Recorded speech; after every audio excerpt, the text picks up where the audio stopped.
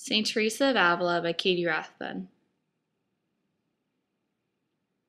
Biography of Saint Teresa. Saint Teresa of Avila was born on March 28, 1515, in Gortardura of Alva, Spain. She is known as Saint Teresa of Jesus. Her full name is Teresa de Cepeda y Humada. Her parents brought her up in a Christianity society. At the age of 14, Teresa's mother died. When her mother died, the Virgin Mary became her spiritual mother. Teresa was sent for education to the Augustinian nuns in Avila. After reading the letters of St. Jerome, Teresa resolved to enter a religious life.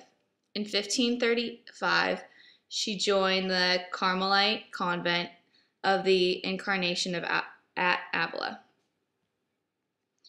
Teresa took the habit and later became very ill and underwent a prolonged cure and unskillful medical treatment that she was reduced to a most pitiful state. Even after partial recovery through the intercession of Saint Joseph, her health remained permanently impaired. Her legs were paralyzed for 3 years, then she experienced a vision of the sorely wounded Christ that changed her life forever. From this point forward, Teresa moved into a period of increasing ecstatic experiences in which she came to focus more and more sharply on Christ's passion. With these visions as her driving force, she set herself to the reformation of her order, beginning with her attempt to master herself and her devotion to the rule. Gathering a group of supporters, Teresa aimed to create a more fundamental type of Carmelite. From 1560 until her death, Teresa struggled to establish and broaden the movement of discalced or shoeless Carmelites. During the mid-1560s, she wrote The Way of Perfection in the Meditations on the Canticle. Teresa died in 1582. St. Teresa left to posterity of many new convents, which she continued founding up to the year of her death. She also left a significant legacy of writings which represent important standards in the history of the Christian mysticism. These works include The Way of Perfection and The Interior Castle. She also left an autobiography, The Life of St. Teresa. St. Teresa of Avila is known as the Doctor of the Church. She is the patron saint of headache sufferers and the Spanish Catholic writers. St. Teresa's life related to the Church. St. Teresa of Avila impacted the Catholic Church by organizing an order of nuns who became known as Carmelites. When her father decided to send Teresa to a convent school to be educated, this reignited in Avila an interest in following a spiritual life, and after some deliberation, resolved to become a nun of the Carmelite order. At the time, the convent rules were not very strict. It was more relaxed than living with her father. At the time, the convent accepted many people in the order, often for financial reasons.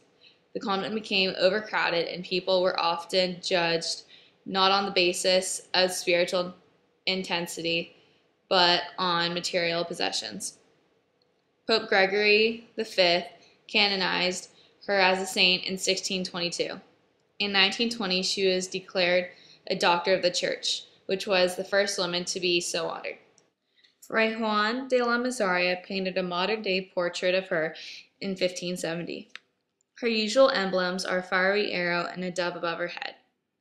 The most famous representation of her is Bernini's sculpture at the Church of San Maria della Vittoria in Rome.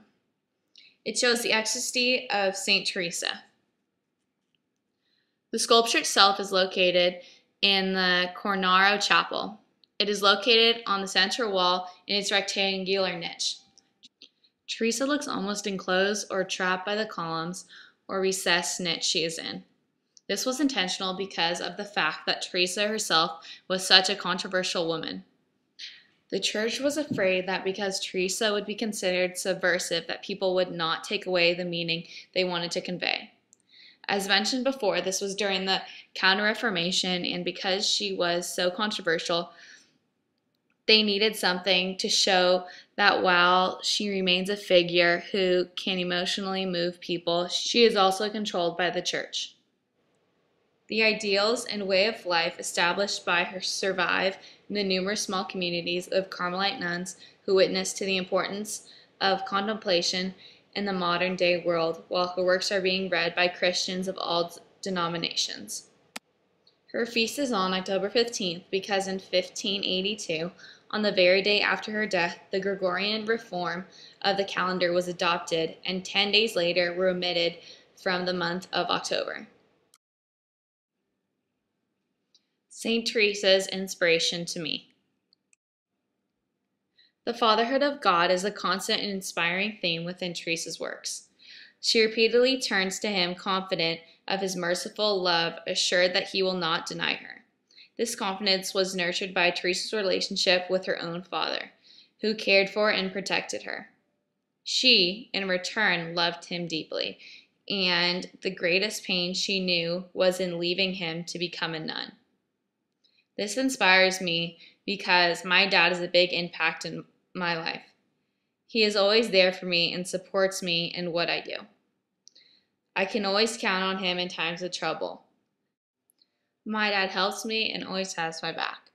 Our relationship with God is not as strong as I wish it was. Saint Teresa inspires me that I want to have as good of a relationship with God as I do with my dad. Saint Teresa, Carondelet, Learning Expectations. Saint Teresa has many of our Carondelet learning expectations. One is that she is a woman of creativity, leadership, and service who discovers her talents and develops her ideas. When Saint Teresa was young, she was sent to the Augustinian nuns at the request of her father. She had to write and to develop further her ideas for the convent. One thing that was remarkable about Saint Teresa was the way she was able to make things understandable. She struggled to find analogies to explain herself, but the results were remarkable. She makes the mystical life accessible and to some degree understandable to those who don't understand the vocabulary of theologians and philosophers. She enables the ignorant at least to approach something beyond them. Saint Teresa was a remarkably gifted woman. She was one of the most important women saints in our religion. We should all try to live our lives the way God wanted us to. He wanted us to share with others our talents and discover new things about ourselves.